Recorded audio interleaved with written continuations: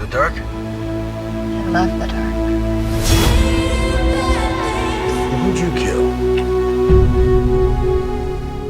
Hey, what's going on out there, YouTube family? It's the Samuel Leg here representing Team JVS. I am back here again for another movie review. This is the first movie review for Team JVS of 2022. Hope you guys are having a happy new year. You guys are staying safe.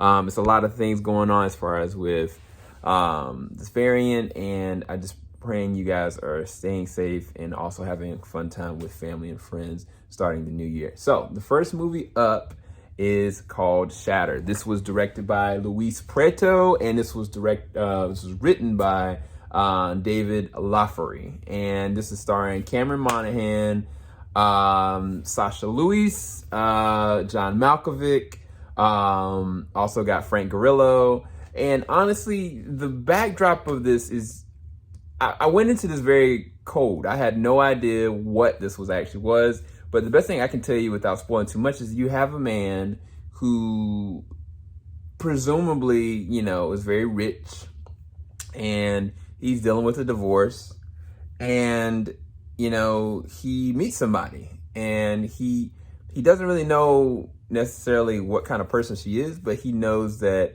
there are things about her that he really needs right now, because going through this divorce is really cutting him up inside. Matter of fact, he's dealing with it very harshly because he's also dealing with the separation away from his daughter that he really loves, Willow. Now, what did I think about this film? So I think I'll talk about the things that I did like. I think that Cameron Monahan, I've been following him for a while. I mean, I love him in Gotham, yes, but he is a very good, versatile actor. And I think the thing about this film, the very opening of this, I really, truly didn't know what character he was. I didn't know if he was good. I didn't know if he was bad. I didn't know if he was misguided. I didn't know if he just was blind. I had no idea of a perception of what kind of character he really was. And that doesn't have anything to do with the written side of it. It was the way that he acted. Like he is able to play up the charm, the suave, cool type, and then the next minute dealing with emotional struggle, and then also dealing with physical trauma. And he plays it very well. He also plays a very interesting father figure, and husband that's an ex-husband. Like everything about his work in this, I didn't have any problem with. I actually was all the way behind.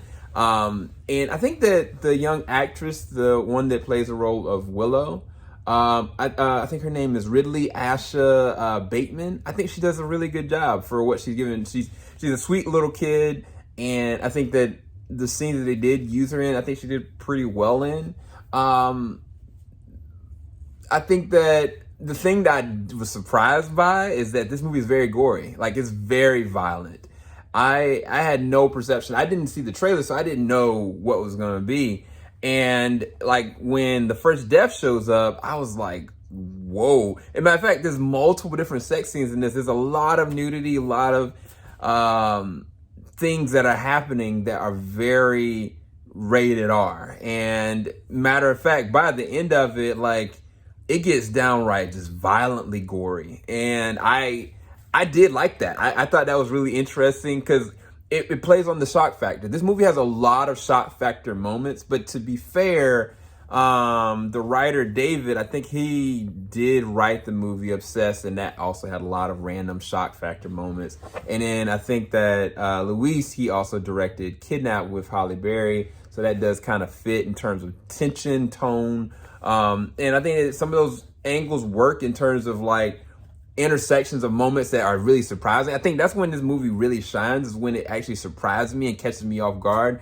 But Sasha Luss, I think the very beginning of it, I just felt like she just was not doing a really good job at all. Like, I didn't know that I didn't think she could act.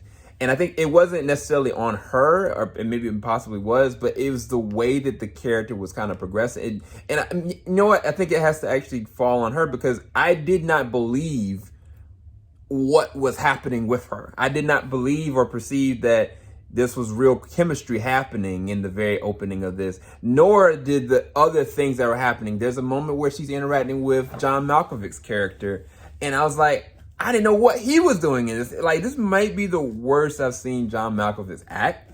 And I don't know if it was because he just was kind of like, oh, well, this is how it was written. Like, this character's really weird, and he's all engaged, but then he's also really selfish. And it's like, I don't know. It was like, tonally, when you have certain characters like Sasha's character and John's character, like, it throws the movie off. Because honestly, I was like, I didn't know what was really going on with that. But I'll say this, Lily Krug, that plays the role of Skye, who is kind of the new love interest for Cameron, I felt the same as that way that I did with Sasha. The thing about it was that they're supposed to be you're not supposed to know where this character Skye is really going. And it was just so fake and cookie cutter that it was no moment where I was like, oh, I know exactly, I don't know where this is really going. Like, I was surprised when things were happening, but it was so like on the nose because of the way she was acting. And I think that there are moments where some of the violent scenes, she's nailing those scenes, but in the very beginning and in just the general acting standpoint, I didn't buy any of the conflictions that were dealing with the character. Now, Frank Grillo, he plays the role. He knows how to play the role.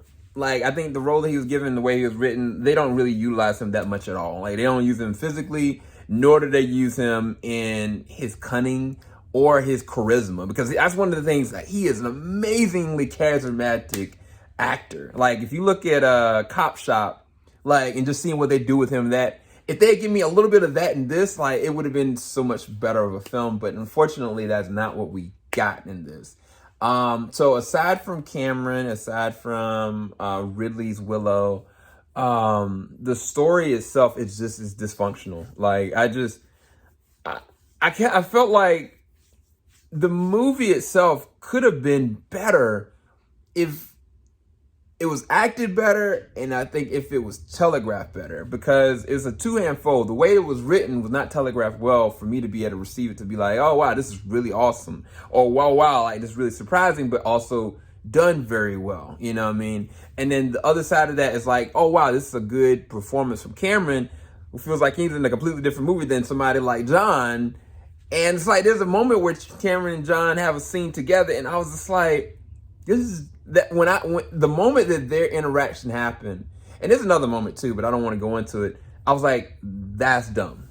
Like, that makes no sense. And I know I'm being very harsh, very shrewd, but I know that I felt like Cameron deserved a little bit better of a film where this really, like, there are moments where he does some really good acting in this.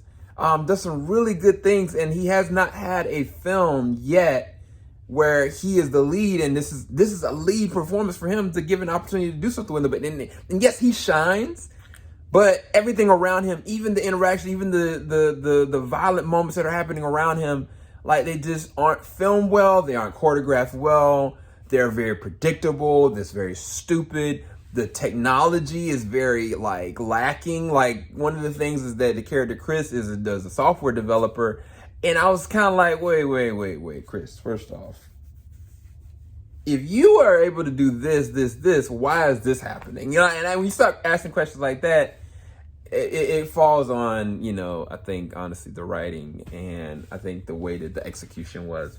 But I will rest this movie at a 5 out of 10.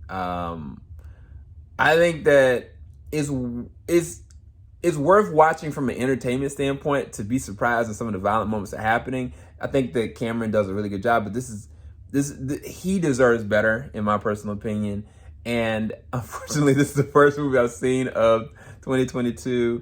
But I did see an interesting show that I will be talking about very soon, that I'm going to be doing a review for very soon. This movie is coming out January the 14th.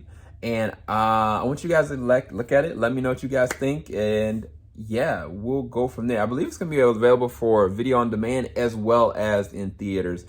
Again, Hope you guys enjoyed this review. Make sure you like, subscribe, hit that bell button.